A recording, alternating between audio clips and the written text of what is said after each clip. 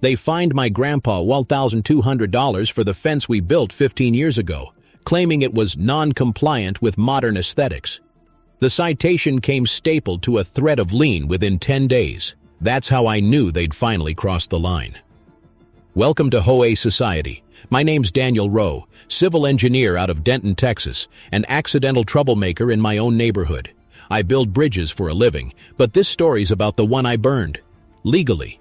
If you're new here, I make these stories so regular homeowners can understand their rights before the letters start showing up. Tap subscribe if you believe knowledge beats fear, and tell me where you're watching from. City and state. I like seeing the map light up. Grandpa bought the house in '92, back when the road was gravel and the lots were raw pasture. After Grandma died, that patch of land became his world. He mowed it twice a week, tended the fence, and fed the neighborhood stray he called Winston. The HOA board, though, they weren't around in those days. They came after the developer bailed, all fresh paint and power trips. New president, new vision. The letter was their third strike. First came the grass height violation, even though Grandpa's yard was shorter than the president's. Then the unauthorized shed, which turned out to be a 12-foot storage box built before the HOA was even formed. This time, they added insult. A $50 a day non-compliance penalty if we didn't replace the wood fence with approved composite. It stung worse because Grandpa was in a hospital bed, lungs shot from 40 years at the plant. I called the HOA office the next morning. A woman with a bright voice and no last name said, "The board voted unanimously, Mr. Rowe. You can appeal at the next monthly meeting." "That's 29 days away," I said. "Yes," she replied, "and each of those days carries a penalty." I sent hard at the fax machine, spitting out the second page. Their bank routing information for direct payment convenience. It wasn't about fences, it was about forcing an old man to bend. When I visited Grandpa that night, he handed me the letter with shaking hands. "Don't let them take this place, Danny. Your grandma picked those fence posts herself, said they'd outlast us both." He tried to smile, but his oxygen tube hissed too loud.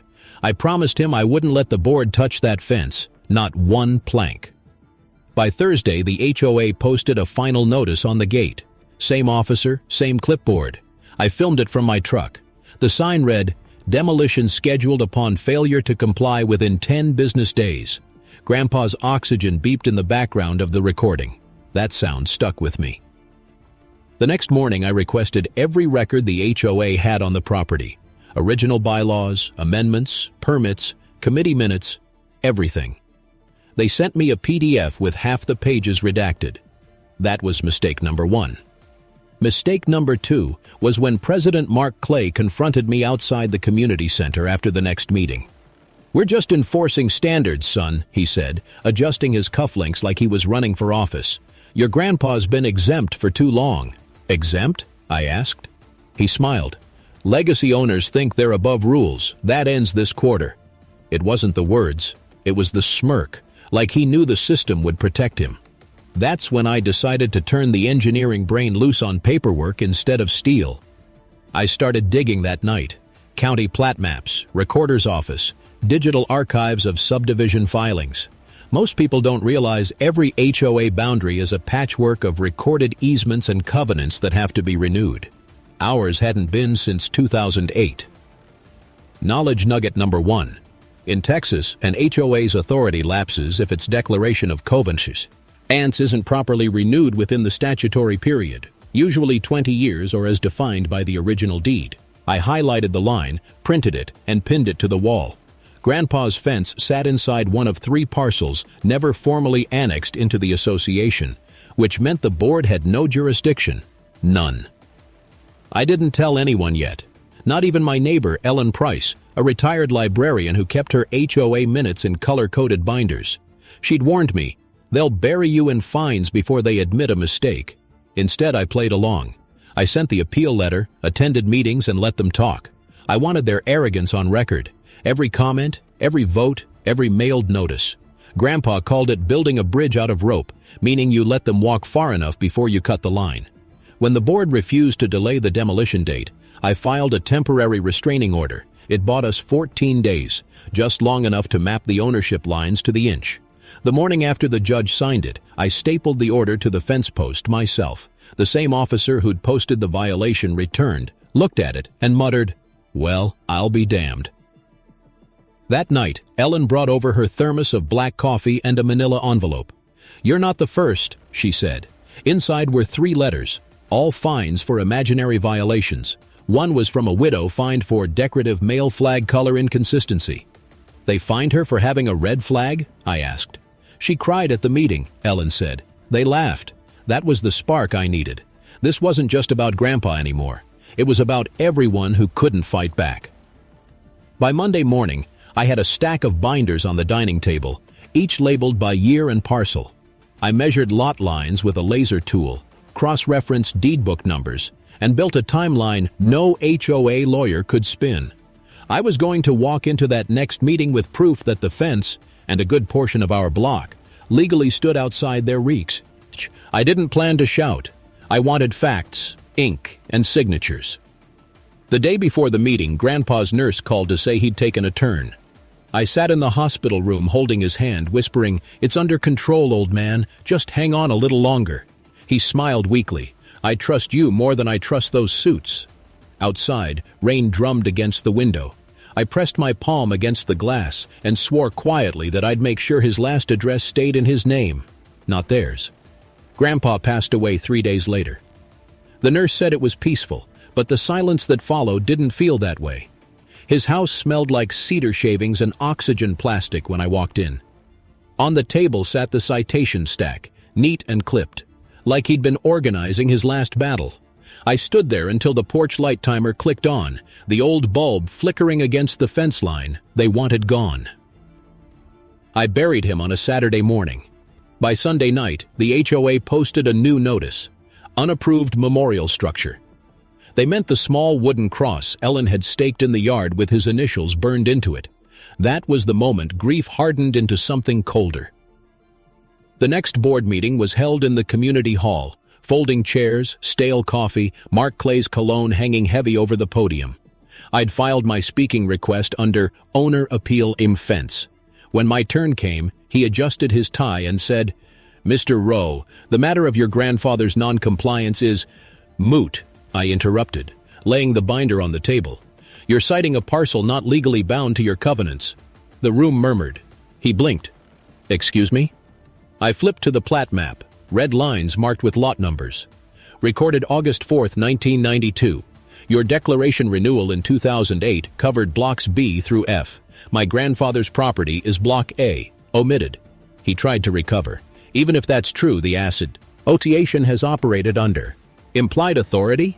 That's not how property law works, Mark. Covenants must be explicit, not assumed. You've been collecting dues and issuing fines without legal standing. The secretary whispered to him. He waved her off.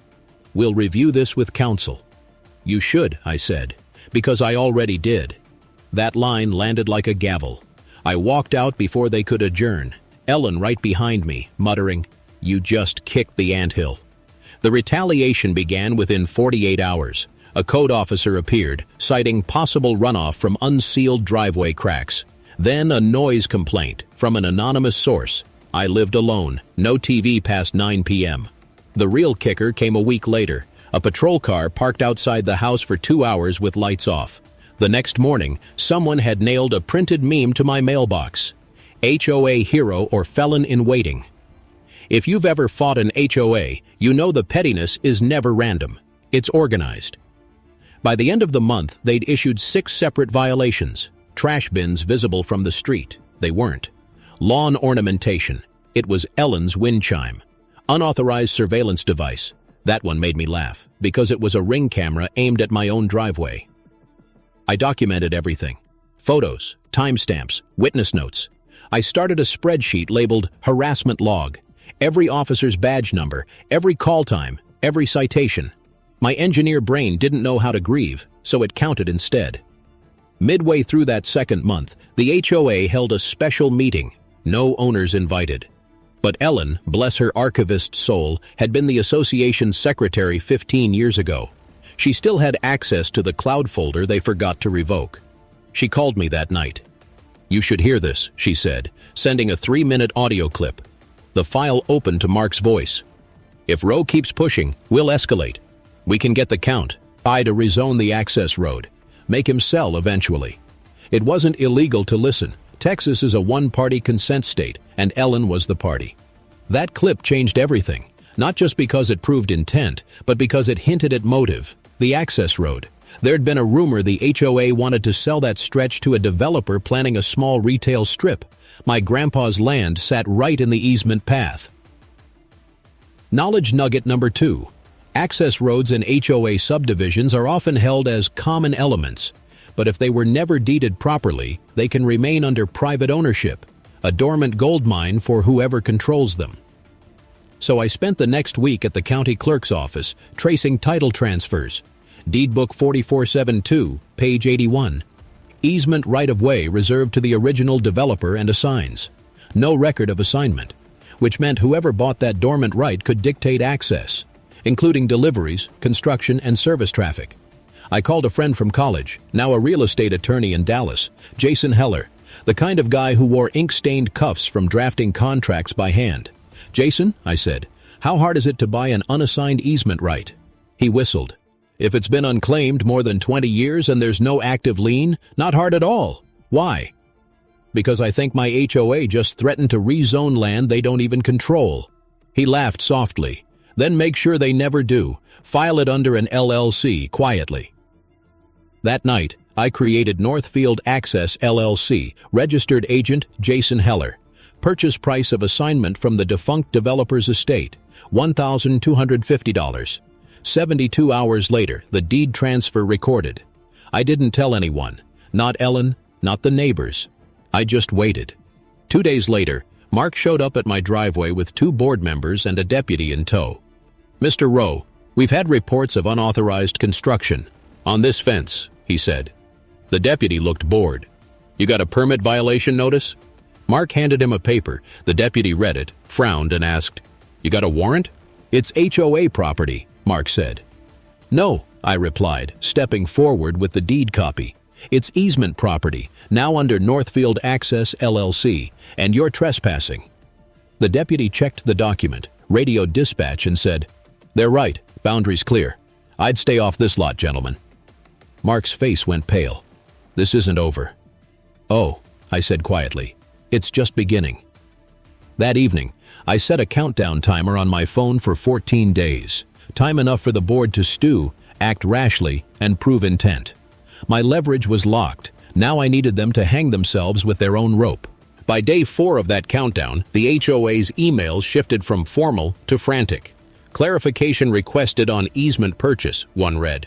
Another demanded proof of authorization. They'd never expected anyone to actually read their founding documents, let alone exploit their own negligence. I played dumb, replying only with, "All transactions were conducted through proper legal channels. Please direct further inquiries to counsel." I copied Jason, who immediately became their worst nightmare. Ellen dropped by that evening with a casserole and gossip. "They're holding an emergency meeting Wednesday," she whispered, eyes bright behind her glasses. "Agenda says, mitigate exposure to Northfield Access LLC." I smiled. "Good. Let them panic." While they flailed, I worked. I scanned every permit and variance they'd issued in the last 2 years, cross-referencing signatures. That's when I spotted it. 2 inspection approvals bearing the same date and identical initials, even though the projects were across town. Rubber-stamped. Illegal. I called the county building department. The clerk confirmed. Those inspections were never logged on our end. That was fraud. Small scale, but enough to open a crack. And cracks widen fast when sunlight hits them. Knowledge nugget number 3. In most states, any HOA that falsifies inspection or compliance documents to enforce its rules risks not only civil penalties, but also the invalidation of those very rules under selective enforcement doctrine. I documented everything and uploaded it to a private drive. But before I went public, I wanted one more move: proof of motive. So I traced the developer's LLC that Mark had been whispering about. Turned out, his cousin was a consultant, listed on the zoning pre-application. They were planning to reroute the service road right through the old fence line, my grandpa's fence, to increase frontage. Ontage access for retail units. They didn't want compliance. They wanted clearance. That realization hit harder than anger. It was grief mixed with clarity. Grandpa's fence was the last piece of property they couldn't buy. 2 days later, Ellen texted me, "You're on the agenda tonight, 6:30 p.m. Be ready."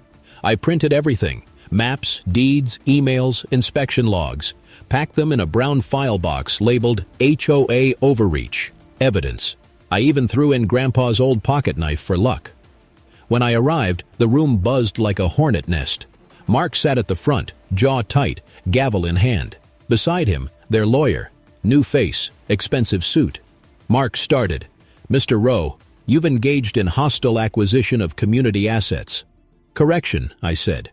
"I lawfully purchased a dormant easement never deeded to the HOA. That's not hostile, that's competent." Gasps around the room. Someone whispered, "He bought the road?" I stepped forward, placing the deed copy on the table. "Recorded March 14th, book 4472, page 81. You missed it for 15 years. Now it's mine." Mark slammed the gavel. "We'll contest this." "Go ahead," I said, sliding over the inspection reports. "But while you're contesting, you might explain these falsified signatures to the county auditor. 2 approvals, same initials, different properties, same date. Want to guess whose handwriting that is?" The lawyer's pen froze midair. Mark glanced at him. He didn't look back. I continued, calm and surgical. "Every dollar collected under fraudulent enforcement is subject to refund. That's roughly $67,400 by my conservative estimate." A board member muttered, "Jesus." Ellen sat in the back, nodding slowly like a conductor of truth. Then Mark leaned forward, voice low. "You think you've won something, son?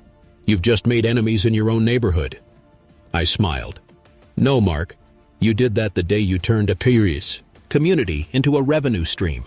The lawyer whispered something to him. Mark called a recess. I walked out into the parking lot, the cool night air buzzing with cicadas. The smell of rain lingered, metallic and sweet. My phone buzzed. Jason again. "They'll fold," he said. "They can't risk discovery on falsified inspections. Keep your foot steady." I hung up and leaned against my truck, staring at the old barn lights flickering in the distance. For the first time since Grandpa's death, I felt a sliver of calm. Not victory, but progress. The next morning, local gossip forums lit up. Someone had leaked the recording Ellen sent me, the one where Mark bragged about escalating. It spread faster than a grass fire. Comments poured in. Typical HOA abuse. Who do they think they are? By lunchtime, Mark called an emergency closed session. No owners allowed. But the tension outside that room felt like static before lightning. Late that night, Ellen knocked again, hair pulled back, flashlight in hand. "They're planning something," she whispered. "Rumor says they'll try to have you cited by the city for obstruction of common access." I laughed. "Let them. It's my access now." But she didn't laugh. "Danny, be careful. They're angry enough to make something up." She wasn't wrong. 2 nights later, a city vehicle rolled up. Code enforcement. A young officer named Darius stepped out, clipboard in hand. "Sorry, man," he said quietly. "They reported debris on the right-of-way. I gotta log it." He looked embarrassed, saw the spotless gravel. "I'll note it as cleared," he added. "Off the record, they're pushing it." He left me his card. That card would matter later, more than either of us knew. As the weeks dragged on, I felt the strain. Anonymous letters in my mailbox, someone letting the air out of my tires. My company email got spoofed with fake reviews. But every threat only confirmed one thing. They were scared. It wasn't enough to beat them legally. I had to expose them publicly. And for that, I needed a stage. Ellen handed it to me in the form of a printed flyer. Annual HOA budget elections. Open forum, May 2nd. She grinned. "They can't close this one. State law requires owner access." Perfect. That night, I opened Grandpa's old toolbox and pulled out his stamp kit, the one he used for cattle tags. I inked the Northfield access seal onto the corner of my deed copies. The weight of it felt like a handshake across time. When May 2nd came, I'd be ready. Before that showdown, though, I had one more quiet weapon to load, proof of where the HOA's money had gone. I logged into the state's corporation filings and followed their financial trail. One account name jumped out, Northfield Reserve Fund, LLC, managed by Mark's wife. Same address as his consulting business.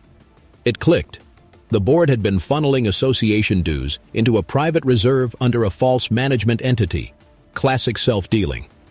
I printed the filings, tucked them into the evidence box, and closed the lid with a satisfying snap. Then I looked up at Grandpa's photo on the mantel. "You built that fence to keep cattle out," I said softly. "Guess it's still doing its job." The night before the May 2nd meeting, I barely slept.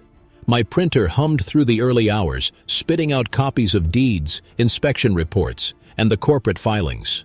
The air smelled like hot toner and coffee.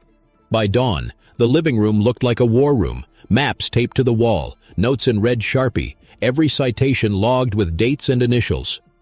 Ellen stopped by at sunrise carrying a paper bag. "Breakfast tacos," she said. "You'll need them."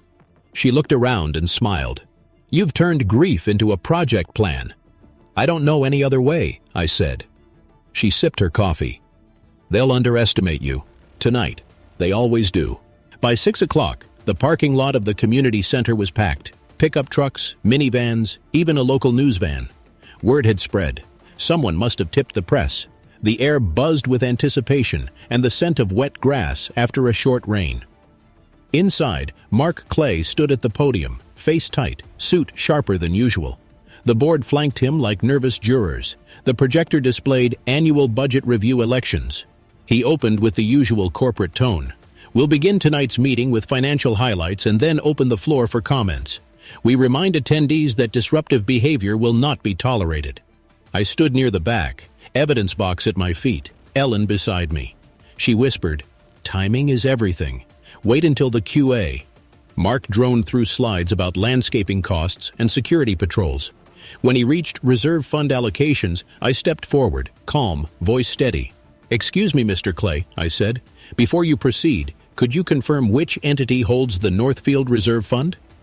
He froze. The crowd turned. "That's an internal account," he said quickly, "not relevant to tonight's agenda." "Oh, it's relevant," I said, walking toward the front. "Because according to state records, that fund isn't held by this HOA at all. It's owned by a private LLC managed by your wife." Murmurs rippled through the room. Ellen started recording on her phone. Mark tried to smile. "You're misinformed." "No," I said, pulling out the printed filing. "Secretary of State, document number 344715B, filed 2 years ago. Same address as your consulting firm. Same routing number used in last year's HOA financials." The board members shifted uncomfortably. Someone in the audience whispered, "That's embezzlement." Mark's voice cracked slightly. "That fund was set up for flexibility in vendor payments." I placed the inspection reports on the table. FlexiBuy. Liddy doesn't include falsified inspection sign-offs or missing easement filings. You've abused authority, misused funds, and retaliated against residents. A murmur swelled into full voices. "We want an audit," someone shouted. Mark banged the gavel. "Order. The floor is closed to public comment." Too late. The crowd wasn't listening. The doors opened and Officer Darius, the same code officer who'd warned me weeks ago, walked in wearing his uniform, followed by a city compliance inspector with a clipboard. Gasps spread through the crowd.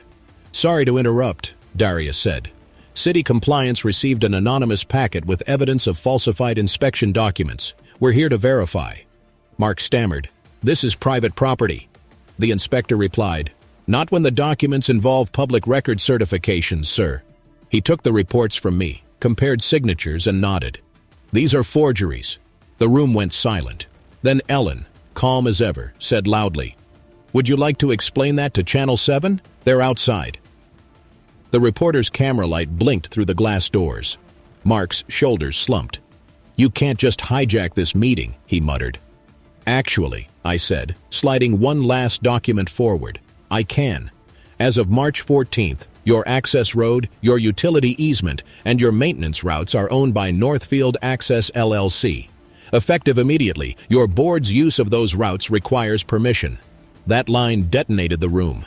Gasps, whispers, shuffling chairs. Mark's lawyer stepped forward. "You're bluffing."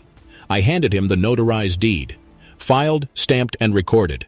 Want to check the county database?" "I'll wait." He scanned the paper, color draining from his face. "It's legit." Mark stared at me, voice trembling with fury. "You've sabotaged this community." "No," I said, steady as stone. "I'm saving it from people who 4G thought it was one." The inspector took photos, signed a form, and turned to Darius. "We'll forward this to the DA's office for review." Darius looked at me and nodded once. "You did it right, man. By the book." The next morning, the story hit local news. HOA president under investigation for financial misconduct. The article quoted city officials, included screenshots of filings, and even a short interview clip with Ellen. Sometimes the little guys just read the fine print. But victory came with noise. My phone buzzed nonstop. Reporters, neighbors, strangers thanking me for standing up. I didn't feel heroic. I felt hollow. Grandpa would have hated the spectacle.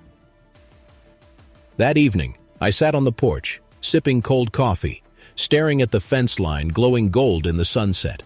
For the first time in months, no patrol cars passed by. The air was still. Ellen walked up, 2 beers in hand. "They'll resign," she said.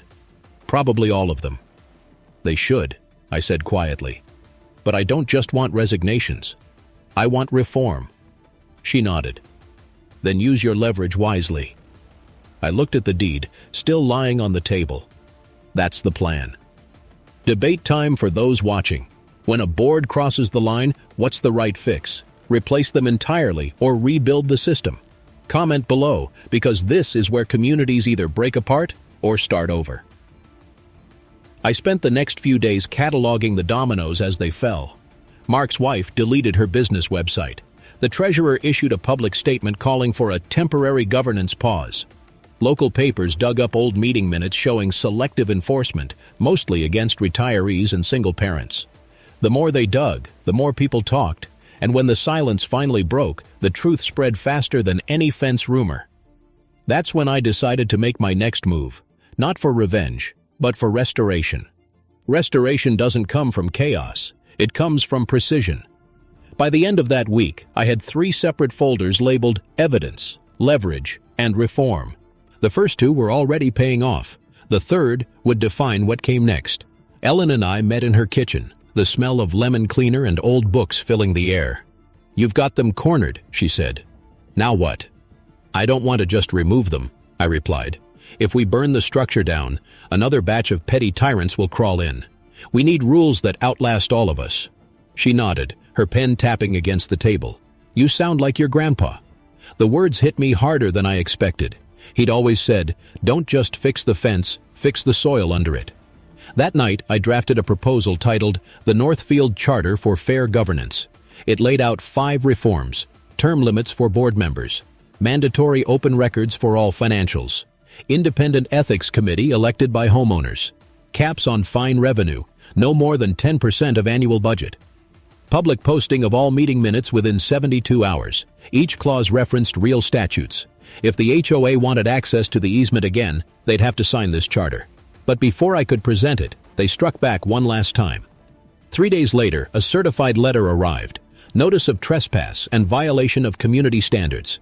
It accused me of obstructing emergency vehicle access and harassing board officials. Both false, both signed by Mark Clay, still clinging to his title. I called Jason. He read the letter, sighed. Classic desperation play. They're trying to bait you into reacting. "I won't bite," I said, "but I'll make it count." Knowledge nugget number 4. Under most state HOA acts, retaliatory enforcement after a protected complaint constitutes bad faith action, exposing the board to triple damages and automatic attorney's fees. So I filed a counterclaim, citing every documented instance of harassment, 7 citations, 4 false reports, and 2 trespass attempts. Each attached with stamped photos and officer logs. The clerk accepted it, stamped the case number, and the sound of that rubber seal felt like thunder. Then came the storm. Over the next week, I started receiving anonymous calls at odd hours. One night, someone banged on my door at 2 a.m., then sped off before I reached the porch. I found nails scattered across my driveway twice. I reported everything, but even the deputy said, "These folks don't know when to quit." I began sleeping in short bursts, always half listening for footsteps on the gravel. One evening I found Ellen's mailbox ripped off its post. She waved it off with her usual calm. They're desperate. That means we're close. Still, I couldn't shake the unease. I'd fought them by the book, but bullies cornered rarely stay rational. To ground myself, I visited Grandpa's grave for the first time since the showdown. The grass had grown tall. I trimmed it with his old shears. "You told me not to pick fights I couldn't win," I whispered. "But this one wasn't mine. It was yours, and everyone's who comes after." A soft breeze carried the scent of rain and earth. For the first time, I felt something close to peace. The next day, Ellen texted, "Breaking news. Mark just resigned." Attached was a screenshot from the HOA's official email. "Effective immediately. I am stepping down as president pending investigation." But the relief didn't last long. The interim board announced they'd be holding a special vote to suspend all owner easement rights until legal clarification. In plain English, they wanted to nullify my leverage. Jason called within minutes. "They can't suspend what they don't own," he said, voice sharp. "But if they file anything at the county, you'll need to respond fast." I spent that night drafting a notice of restriction, essentially a legal padlock on the easement deed. Once recorded, it would prevent any transfer or claim without my written consent. I filed it at 9:17 a.m. sharp, receipt number C21837. Then I waited for the inevitable panic. It came 2 days low. Later, when the HOA's new interim president, a man named Robert Kane, emailed me directly. "Mr. Rowe, while we appreciate your prior efforts, your recent actions have jeopardized essential community functions. Please meet privately to negotiate access terms." That word, negotiate, was the first sign they'd accepted reality. I wrote back, "Happy to meet, provided the discussion includes independent audit terms and a vote for the Northfield Charter." Ellen clapped when she read it. "You just turned their surrender into a reform meeting." "Exactly," I said. "They'll think they're saving face. We'll be saving everyone else." As we prepared, I couldn't ignore the fatigue creeping in. Every coffee tasted burnt, every sound of tires on gravel made me tense. But beneath the exhaustion ran a steady current of purpose. Debate for those watching. What's the smarter path when an HOA implodes? Fight for reform inside the system, or tear it down completely and start new? Tell me in the comments. I'm curious how your communities would handle this. The meeting was scheduled for June 10th at City Hall, neutral ground under municipal observation. Darius would attend as compliance officer. Jason planned to join remotely with the legal documents. When that day arrived, I didn't bring anger. I brought paperwork. The weight of my binder felt heavier than any weapon. As I walked into that building, fluorescent lights humming overhead, I heard a whisper from an older neighbor. "That's the guy who stopped them." I didn't smile, not yet. The real test hadn't even started. City Hall's main conference room smelled faintly of old carpet and legal ink. The kind of place where bad ideas come to die in triplicate.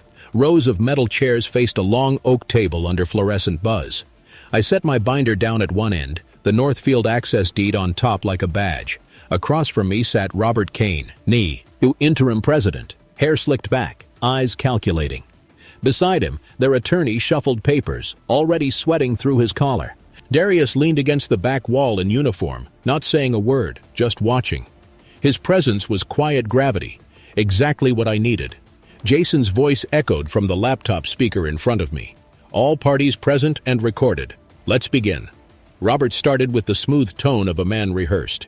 "Mr. Rowe, we acknowledge certain errors under prior leadership, but we must also maintain essential community operations.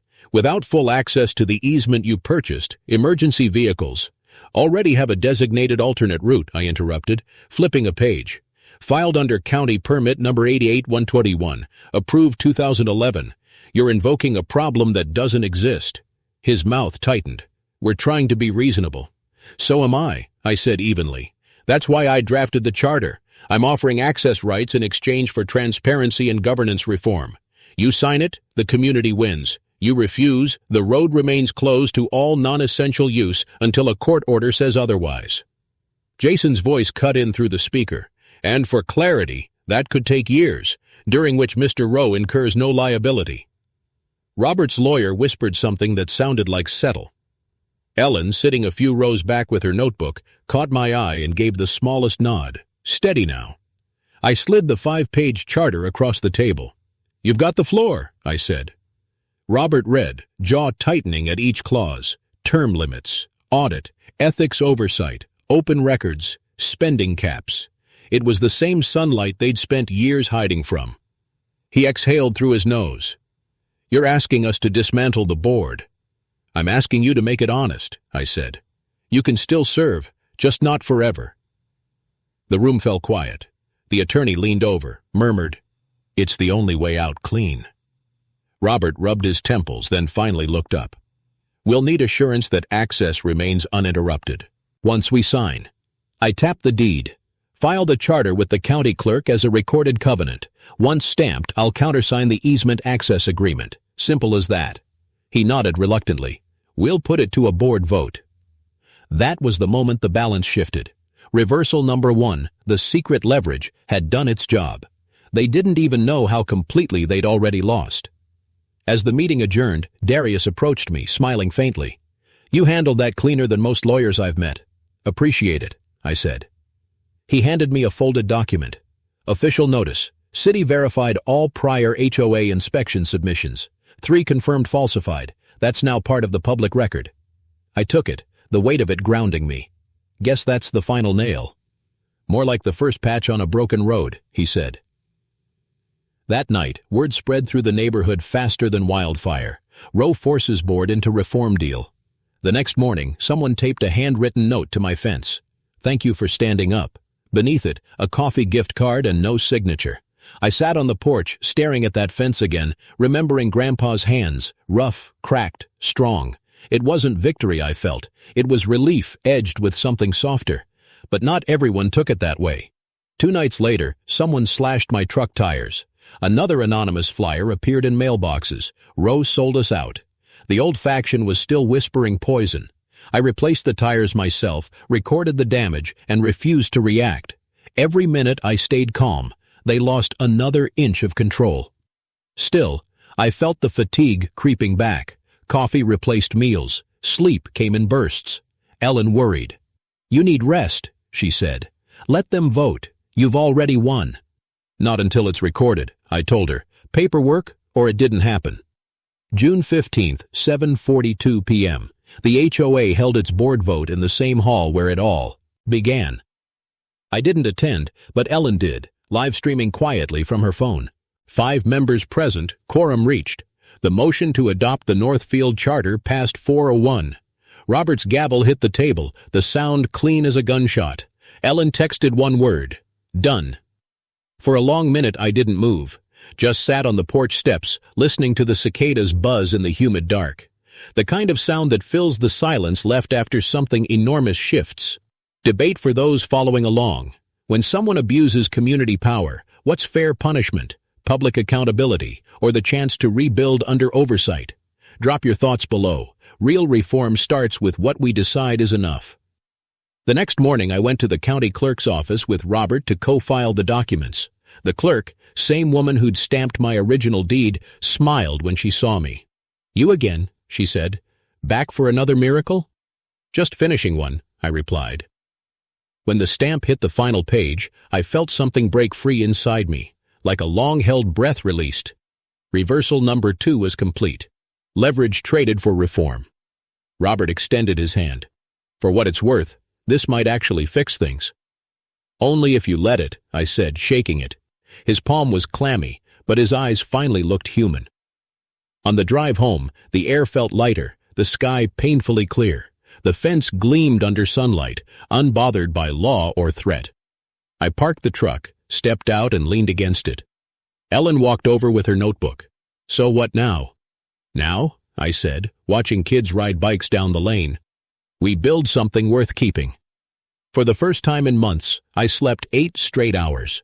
No late-night emails, no headlights on the gravel, no phantom knocks. Just quiet. When I woke, the morning air smelled like cut grass and the faint trace of rain that had passed through at dawn. But peace in an HOA never stays silent for long. By noon, the news broke. 3 former board members, including Mark Clay, had been formally charged with falsifying inspection records and misuse of funds. the city DA cited systemic abuse of administrative authority under color of office. It wasn't prison time yet, but it was accountability. Channel 7 ran footage from the reform vote. Ellen, in her calm librarian tone, told the reporter, "The community didn't just remove bad actors. We rebuilt the rules that let them act badly." Her phrasing hit me like a hammer of truth. The story caught traction online. Thousands of comments poured in. Homeowners from other states asking for copies of the charter, wanting to adapt it. Even a retired judge from Arizona emailed me, "Most people fight HOAs with anger. You fought with paper, that's how you win." Still, the human side of it all took longer to repair. A few neighbors avoided me at first, maybe embarrassed they'd stayed silent. But small gestures began showing up. Fresh paint on neglected fences, shared trash bins pulled in on time, small waves instead of stares. The community wasn't perfect, but it was breathing again. A week later, Robert called an open meeting to ratify the new charter and announce interim committees. I went, more observer than participant this time. He began with a stiff, honest tone. "We've made mistakes, collective ones. And Mr. Rowe's actions, while uncomfortable for many of us, forced accountability we should have enforced ourselves." He paused, cleared his throat. "Starting today, all board expenses and correspondence will be publicly posted. We'll also host quarterly QAs with homeowners. No more closed doors." The applause that followed wasn't loud. It was steady, earned. After the meeting, Darius approached, still in uniform but smiling. "Heard about the charges," he said. "They're going to make examples out of them. Fraud's fraud, no matter how small the HOA." I nodded. "It's not about punishment anymore. It's about precedent." He leaned on the railing. "You think they'll actually change?" "They already have," I said, watching a group of kids chalking the sidewalk outside. "The rules are public now. Sunlight's the best disinfectant." Ellen joined us, holding a folder. "Audit results just came in," she said. "Nearly $94,000 unaccounted for over 3 years. They'll claw most of it back through insurance." She handed me a copy of the report. The official seal at the top gleamed faintly under the fluorescent light. It wasn't glamorous justice, but it was real. Then she smiled that small, knowing smile of hers. "You know, Danny, you should speak at the next homeowners seminar. People need to hear how you did this." I laughed softly. "I'm not a hero, Ellen, just a guy who read too much fine print." "Maybe," she said, "but you made reading it cool." Outside, the rain started again. Light, steady, cleansing. I walked home under it, not rushing, letting the water bead on my shirt. At the fence line, I stopped, running my hand across the damp cedar. The same boards Grandma picked, the same ones Grandpa refused to replace. I realized I hadn't felt afraid in weeks. That mattered more than any headline. Later that evening, sitting on the porch with a fresh cup of coffee, I scrolled through messages from viewers. One stood out. "How do you stay calm when they push you that far? I'd have lost it." I typed back, "Because losing it is what they expect. Staying calm is what wins." If you've ever been in a fight like this, you know what I mean. Tell me in the comments, when power gets abused in your neighborhood, do you confront it head on, or wait until the paper trail's bulletproof? I'd like to hear how you'd handle it, or at least like the video if you'd stand up the same way. 2 days later, a city inspector dropped off the final compliance report at my house. Every violation Mark's board had filed against Grandpa's property was officially rescinded. The lawsuit headline read, "No outstanding issues." I folded the paper and slid it into a binder marked Legacy. That night, I drove out to the cemetery again. The grass was trimmed neatly this time. Someone had left new flowers. Ellen, probably. I knelt by the headstone, resting my hand on the cool granite. "They can't touch it anymore," I said quietly. "The fence stays." Lightning flickered in the distance, silent and soft, the way Grandpa used to describe God clearing his throat. Driving home, I passed the community entrance. The old HOA sign, once chipped and crooked, had been repainted. "Welcome to Northfield, a community that belongs to everyone." That one sentence said everything I'd been fighting for. A month later, summer settled over Northfield like a slow exhale. The cicadas were back, the air thick with humidity, and the smell of cut hay from the open lots beyond the cul-de-sac. The HOA sign gleamed in the morning light, straight and level for the first time in years. It felt less like territory and more like invitation. The reforms held. The new board, smaller, term-limited, balanced with volunteers instead of opportunists, posted every ledger online. You could scroll through expenses on your phone like checking a grocery list. Kids played soccer on the green again. No patrols, no petty letters. People waved more. Sometimes that's all reform is. Permission to breathe. Jason drove up from Dallas one Saturday with his old thermos of black coffee and that ink-stained shirt he always wore. He stood at the fence, tracing the grain of the wood with his finger. "Hard to believe this little line caused all that," he said. "It's never about the line," I told him. "It's about who thinks they own it." He smiled. "You ever think of running for the board?" I shook my head. Better to stay the guy who reads their contracts. Ellen joined us a few minutes later carrying a binder, thicker than my arm. "Charter implementation log," she said. "Every policy, every vote. We're building an archive so no one forgets how it started." By October, the pilot program had a name, the Homeowner Fair Practice Initiative. It set up county-wide audits, required term limits, and mandated annual transparency statements for every HOA under jurisdiction. The very reforms we demanded in that rain-soaked hall were now official code. Greg called the day the announcement went live. "You realize what you did?" he said, half laughing. "You turned a barn fight into policy." "Guess that's how barn doors become floodgates," I told him.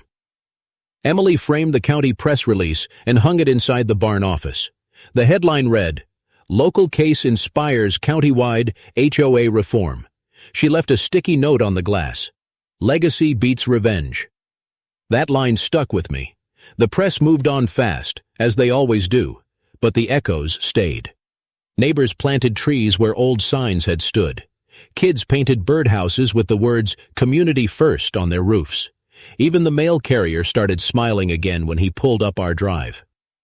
One Saturday in November, the new board held its first Community Day. Barbecue smoke rolled across the pasture, mingling with laughter and guitar chords. The banner above the old office read, "Oak Creek, open, fair, together." Carl manned the lemonade table, thermos swapped for a pitcher. Sam dropped by, sleeves rolled, ink stains and all. He handed me a folded envelope. Inside was a clipping from the Texas Municipal Law Review, Evans v. Oak Creek, Case Study in Citizen Accountability. I looked at him, half in disbelief. "They published it?" He grinned. "Front page of the quarterly. Law schools are teaching it as precedent for homeowner reform."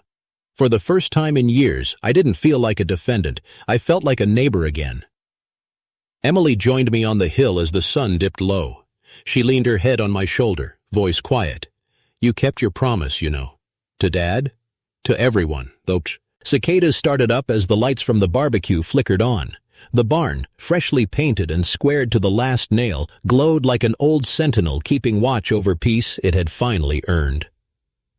Before we packed up for the night, I grabbed a black marker and wrote on the back wall beam, "Truth holds. Simple. Permanent. And if you believe I fought the right way, and that this is how it should end, say a few words in the comments for your friend. Subscribe so future stories reach you first. As responsible citizens, share this so others learn and get inspired. That's on us." Later, when the county issued its final compliance report, they noted one last thing in the appendix. Since reforms took effect, HOA complaint volume dropped 73%. Numbers don't lie, they just take patience to earn. The paper ended up on my desk beside that old crowbar. I looked at both and thought of balance, strength in one hand, law in the other. Visual beat number 3 closed the circle. Me, locking the barn door at dusk, the porch light reflecting off a fresh metal plaque that read Evans Ranch, established 1979, rebuilt on fairground. The wind lifted, carrying the scent of cedar and distant barbecue smoke. Somewhere down the road, a new homeowner argued about fence paint, but this time, someone on the board listened. And that's how you measure victory, not by silence, but by better conversations that follow. As for me, I've got a new binder on my shelf labeled Next Case, because every neighborhood's got one, and someone's got to build it square.